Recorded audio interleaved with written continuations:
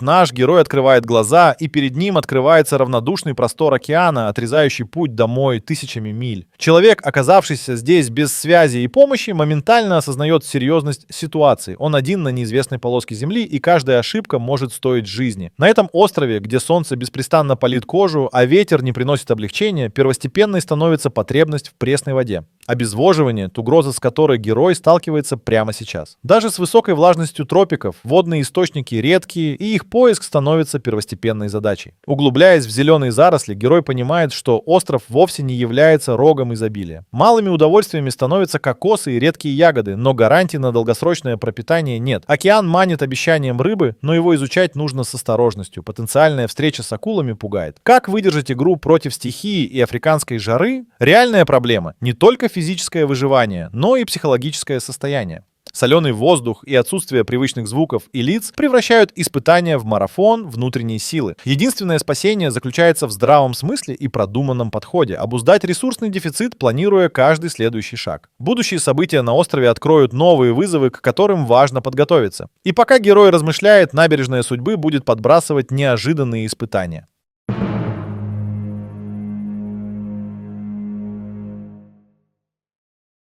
Пресная вода составляет всего лишь примерно 2,5% от всех водных ресурсов на Земле. Из этого крошечного числа доступной пресной воды лишь небольшая часть находится в речках и озерах, а остальное скрыто под землей или в ледниках. На острове, отрезанном от цивилизации, шанс найти подходящую для питья воду почти как выиграть в лотерею. Океан, простирающийся вокруг, это бескрайнее море солености, и его вода с 35 промилле соли смертельно опасна при употреблении. Общие знания и инстинкт ведут героя к мангровым зарослям, обители пресноводных ресурсов. Эти прибрежные деревья не только создают тенистый оазис, но и указывают на наличие пресной воды. Скрытые родники и влажные участки могут таить в себе спасение. При этом каждый шаг в густых зарослях – это словно пройти сквозь минное поле, ведь в этих местах часто водятся ядовитые змеи и другие скрытые угрозы. Продвигаясь дальше, герой замечает пересохшее русло ручья. Хотя его русло пусто, это знак на существование подземных вод. Он прижимается к надежде, пока шепот легкого ветерка не указывает ему путь к источнику в тени деревьев. Утоляя жажду, он обретает долю упоительной уверенности. Каждая глотка дает чуть больше силы и решимости продолжать борьбу за выживание. Но расслабляться нельзя. Испытания продолжаются, и нечто новое уже готово испытать нашего героя на прочность. Добившись доступа к пресной воде, герой осознает, что теперь на повестке дня стоит обустройство теплового и защитного барьера. В условиях влажного климата задача добыть огонь кажется почти нереальной, ведь для успешного использования древнейшей техники, лука и сверла, древесина должна быть идеально сухой. Подбирает он мягкие породы, такие как липа или тополь, чтобы максимально увеличить шансы на успех. Начиная работу, герой использует растительные волокна, свивающие их в прочный шнур. Кора деревьев и крепкая трава становятся его сырьем. Особое внимание он уделяет созданию трута. Тонко измельчает кору и разбирает мох на мелкие волокна, чтобы получился тлеющий материал, необходимый для реализации замысла. Процесс добычи искры становится марафоном терпения и упорства. Усталость от нескончаемого трения и влажность окружающей среды ставят под сомнение вероятность успеха. Но, наконец, его старания оправданы. Крошечная искра оживляет труд, и герой видит, как маленький оранжевый пламень подкрадывается к веткам, разгораясь в полноценный огонь. Этот огонь не просто согревает его в ночную прохладу, он становится преградой для зверей, отпугивая их светом и шумом. Снова ощутив жареный воздух, герой мысленно закладывает планы на грядущие дни. Повинуясь динамике острова, он знает, что впереди его ожидают новые сложные испытания.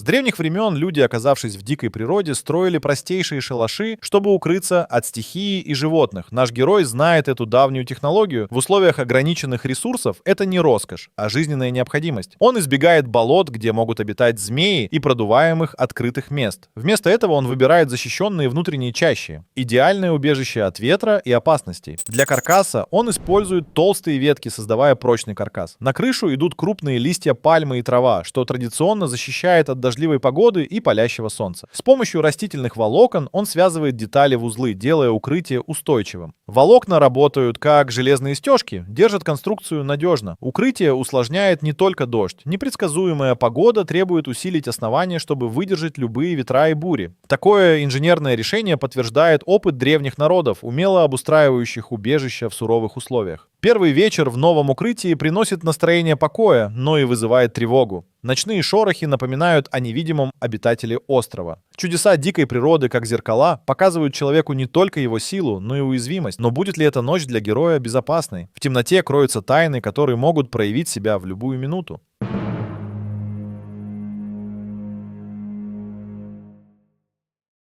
Выживание на безлюдном острове — это непростая задача даже для самого опытного. Лишь один из 1000 островов может предложить всю необходимую для жизни инфраструктуру. Не зря пресная вода считается ключевым элементом. Без нее человек вряд ли продержится больше 3 дней. Наш герой, уже разведавший источники воды и построивший укрытие, теперь должен обеспечить себе ежедневное питание. Самые простые решения часто скрываются у ног. На берегу он ищет крабов и моллюсков, которые можно быстро приготовить на костре. Они не только богаты белком, но и благодаря природному минеральному составу могут поддержать организм в сложных условиях. Но лес хранит свои секреты. В поисках съедобных растений герой знает, что многие из них могут быть ядовитыми. Поэтому он полагается на знакомые признаки съедобности: отсутствие летучих масел на листьях или сладковатый запах ягод. Однако лишняя уверенность и интуиция могут обмануть. Не стоит рисковать, пробуя неизвестные виды без определенных знаний. Охота на мелких животных — непростая задача. Здесь нужно действовать предельно осторожно. Вспоминая следы традиционных промыслов, он создает простейшие ловушки на основе веток и лиан. Такой метод практически не менялся тысячелетиями и доказал свою эффективность на многих континентах. В глубинах островных зарослей герой учится постоянно находиться начеку. Каждое укромное место может таить как потенциальную еду, так и опасность. Безопасное выживание — это не только добыча пищи, но и контроль за окружением. Тайны тропиков раскрываются не сразу, и за каждым углом может ждать как новая порция энергии, так и вызов ловкости и внимательности.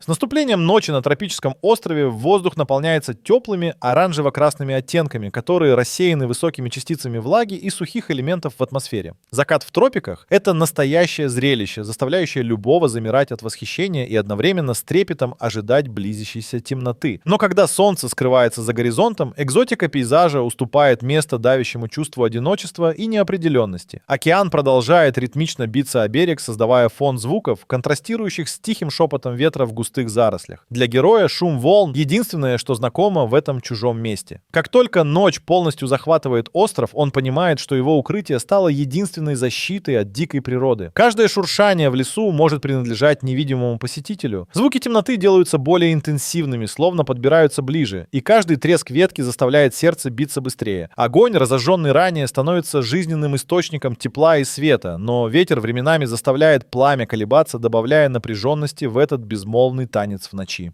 Для нашего героя контроль над огнем — это не только источник безопасности, но и символ его присутствия в этом жестком мире. Лунный свет, освещая мистический остров, создает иллюзию мира и спокойствия, несмотря на невидимые угрозы, скрывающиеся во тьме. Это первая ночная проверка героя, когда он остается один на один с необузданной природой, полагаясь на свои инстинкты и силу воли. Каждый новый звук напоминает об уязвимости, но с каждым часом приходит и уверенность в том, что выжить здесь — это уже победа, и впереди новые дни, полные испытаний и открытий.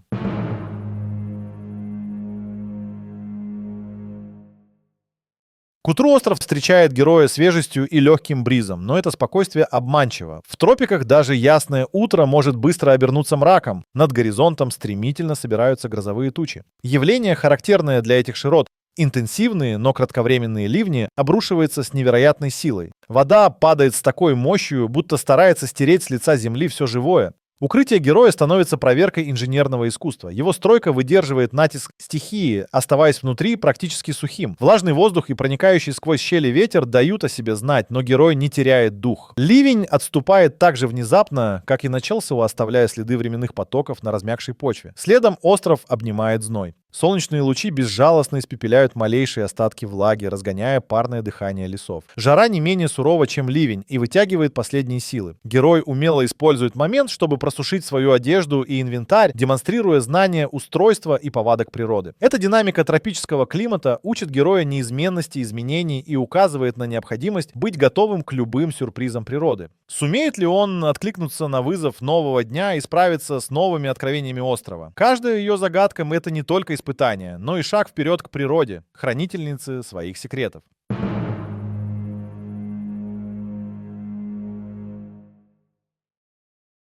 На тропическом острове каждый день приносит нашему герою новые открытия. Лесная чаща, где живут игуаны, милые и безобидные товарищи. Это мир экзотики. На некоторых островах, таких как Галапагосские, эти пресмыкающиеся легко могут встретить путника. Наш герой с удивлением обнаруживает, что игуаны не проявляют агрессии и часто становятся его единственными соседями. Эти существа не угрожают человеку, но знакомят его с тропической жизнью. Однако не все обитатели острова так дружелюбны. Густая подлесковая зелень способна укрыть маленьких опасных существ. В этот раз он наталкивается на змею, скрывающуюся под тенистыми листьями.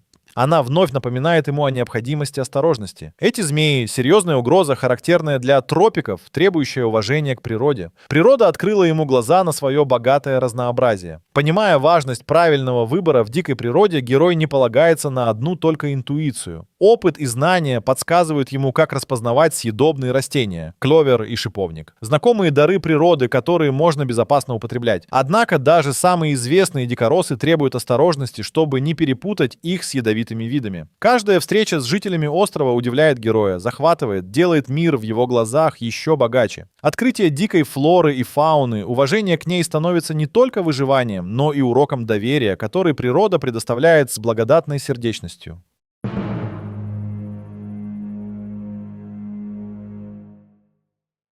На первый взгляд, океан вокруг острова спокойный и гостеприимный, но под его поверхностью скрываются разнообразные опасности. Например, медузы уязвимы, но не все так безобидны, как кажутся. Среди них особенно опасна коробчатая медуза, известная как морская оса, чей яд способен вызвать паралич и привести к смерти за считанные минуты. Эти полупрозрачные обитатели морей подстерегают своих жертв в самых неожиданных местах. Морские ежи прячутся на морском дне, но их ядовитые шипы могут легко причинить боль и даже серьезную травму тем, кто решит исследовать дно босиком. Один неправильный шаг и опасный укол может подвести черту под вашими планами. Среди обитателей океана также встречаются скаты-хвостоколы, которые скрываются своей плоской формой в песке, готовые нанести удар хвостом с зазубринками. Их ужаливание часто приводит к болезненным последствиям. Еще одна угроза — синий кольчатый осьминог, который на вид не больше теннисного мяча, но обладает одним из самых смертоносных ядов на планете. Его тетрадотоксин способен парализовать жертву за считанные минуты. Антидота нет, и время играет против вас. И пусть вас не вводят в заблуждение хищные акулы, которых считают одними из самых смертоносных морских обитателей. Большие белые акулы знаменитые частыми нападениями на людей, например, в водах Японского моря. Эти гиганты могут появиться из ниоткуда, напоминающие о том, что человек здесь лишь гость. Выживание на острове требует уважительного отношения и четких знаний о морской фауне. Океан дарит и в то же время испытывает на прочность, каждым шагом проверяя внимание и бдительность. Поэтому нашему герою предстоит не только наблюдать за морем, но и учиться жить с ним в согласии, чтобы остаться невредимым и готовым к неожиданностям, которые кроются в сине-зеленых волнах. Впереди его ждут еще более сложные испытания на пути к выживанию и возвращению домой.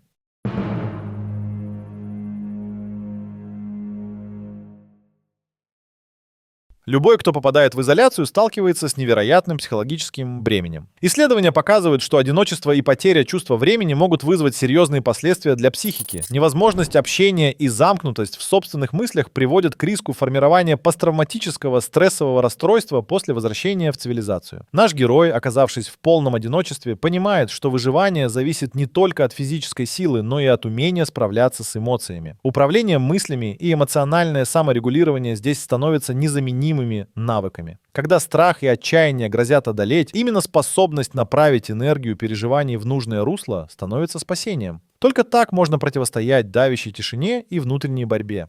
Память о доме и близких поддерживает мотивацию героя, давая ту эмоциональную подпитку, которая необходима для каждого нового шага. Эти воспоминания оказываются не просто источником боли, но и скрытой силой, которая подталкивает его двигаться вперед, несмотря на все трудности. Ментальное состояние в изоляции меняется как океанские приливы, эйфория сменяется паникой, активность меняется депрессией. Все это требует от героя ловкости и умения перестраиваться на ходу. Осознание реальности претерпевает изменения, и в этом сдвиге герою удается обнаружить неожиданные возможности для спасения. Перестановка акцентов и свежий взгляд на привычные вещи становятся ключевыми и расширяют границы возможного. На горизонте может маячить шанс на спасение, и наш герой, вооруженный новыми знаниями, становится готовым к его использованию.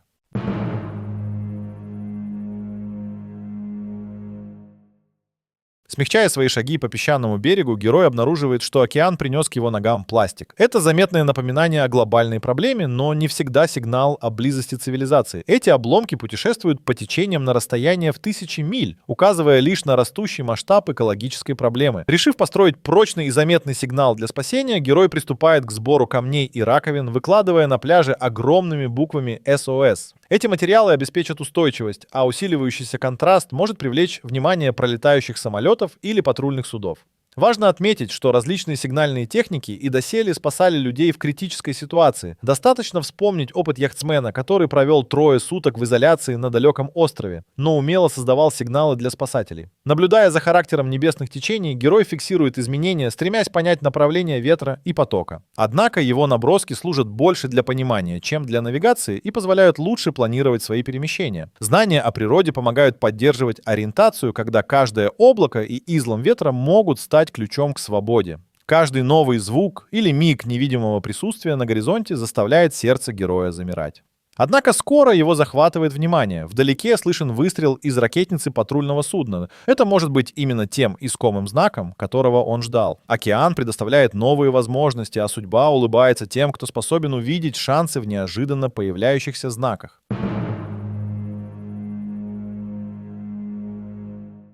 Начиная новый день с лучами алого солнца, герой осознает важность подготовки к спасению. В этой далекой от цивилизации обстановке каждый элемент плана становится решающим. Его задача — создать плавсредство, используя найденные ресурсы. Остров щедро предлагает прочную древесину, найденную на берегу после бурь, и крепкие ветви, которые герой связывает с помощью лиан. Ключевой элемент — создание сети. Пластиковые бутылки и куски текстиля, выброшенные морем, переплетаются, образуя прочную основу. Эти находки, обычно ставшие символом загрязнения, теперь предлагают надежду на возвращение. Герой формирует из них не только сеть, но и своеобразную парусину, способную сдерживать порывы ветра в нужном направлении. Ориентируясь по солнцу, герой планирует прокладку маршрута. В дневное время, когда солнце наиболее заметно, он выстраивает курс, избегая открытого океана. Это для безопасности, поскольку небольшой опыт в мореплавании требует от него осторожности. Главная цель — дрейфовать вдоль берега, исследуя местность в поисках следов цивилизации или возможных встреч с людьми. Каждый элемент этого плана, от прочности конструкции до правильного направления ветра, имеет значение. Но что подготовит наш герой для грядущей встречи с неизведанным? Этот момент становится проверкой всех навыков и знаний, которые он приобрел за время своего вынужденного приключения на острове. И хотя силы природы еще преподносят свои загадки, впереди у него наконец проблеск надежды на спасение. Так долго ожидаемый и желанный.